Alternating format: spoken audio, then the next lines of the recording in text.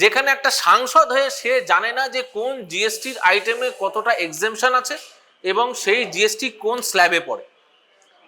আজকে উনি একটা তৃণমূল দলের এত বড় দায়িত্ববান সাংসদ হয়ে সংসদে দাঁড়িয়ে উনি বলছেন নাকি দুধে জিএসটি আছে, পেন্সিলে জিএসটি আছে, ডাইপারে জিএসটি আছে, বই খাতায় জিএসটি আছে।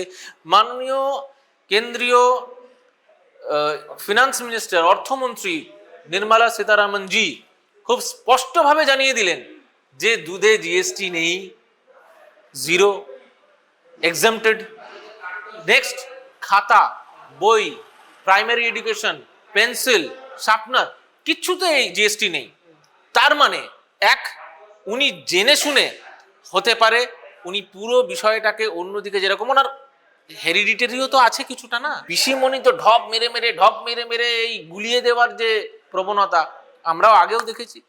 ভাইপোর কিছু তো থাকবে, সেই গুণটাই হয়তো আজকে বেরিয়ে পড়েছে।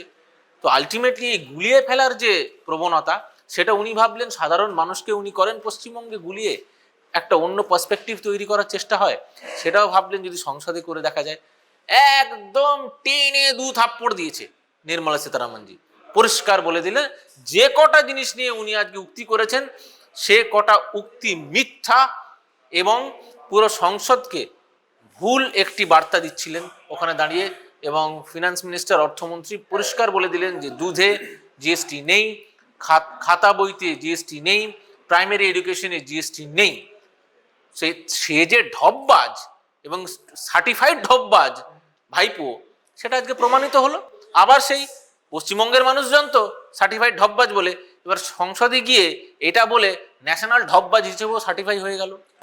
উনি প্রমাণ করলেন যে উনি একটা আকাট মূর্খ, কিছু জানে না, বোঝে না। আর না হয় স্বাভাবিকভাবে তাহলে বুঝতেই হয় যে তাহলে ইচ্ছাকৃতভাবে পুরো বিষয়টাকে একটা মিথ্যে একটা সংখ্যা দিয়ে, মিথ্যে একটা ফিগার দিয়ে উনি পুরো সংসদটাকে ভেবেছিলেন বোধহয় গুলিয়ে ফেলবেন। উনি বুঝতে পারেননি যে অর্থমন্ত্রী বসে আছে। আজকে আবার প্রমাণিত হলো যে ঢপবাজি দিয়ে রাজনীতি হয় না, সেটা পশ্চিমবঙ্গে হোক বা দিল্লির সংসদে। আমি একটা কথা বলতে চাই, সেটা হচ্ছে পশ্চিমবঙ্গের বুকে রবীন্দ্রনাথের ছবি পুড়িয়েছিল কারা?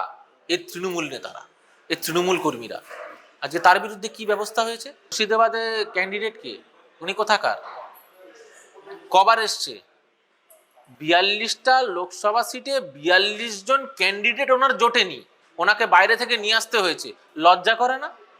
পশ্চিমবঙ্গে বাঙালি লোক ছিল না? তৃণমূলের বাঙালি নেতা ছিল না? নাকি থাকলেও সাংসদ হওয়ার যোগ্যতা ছিল না? তার উত্তরটা তৃণমূলকে দিতে হবে। তৃণমূলকে এই উত্তর দিতে হবে যে 42 জন ব্যক্তিকে খুঁজে পায়নি 2024-এর নির্বাচনের, লোকসভা নির্বাচনে, এবং বাইরে থেকে ইম্পোর্ট করে তাদের ক্যান্ডিডেট করতে হয়েছিল। সেই উত্তরটা যেদিন তৃণমূল দেবে সেদিন বুঝতে পারবে যে তৃণমূল কতটা বাংলা বিরোধী। আমি তো বলছি শুধুমাত্র সাংসদ হিসেবে নয়, তৃণমূলের বিভিন্ন জায়গায় আমরা দেখেছি বিভিন্ন স্তরের নেতারা বাঙালি, প্রকৃত বাঙালি নেতা খুঁজে দেখান, সংখ্যাটা দেখবেন, এবং প্রকৃত অবাঙালি নেতা, ইম্পোর্টেড নেতা কতগুলো একবার খুঁজে দেখবেন, তাহলে বুঝতে পারবেন অ্যাকচুয়ালি খাতায় কলমে কি, আর অ্যাকচুয়ালি ঢপবাজি দিয়ে পুরো রাজনীতিটাকে এইভাবে চালিয়ে যেতে চাইছে তৃণমূল সরকার।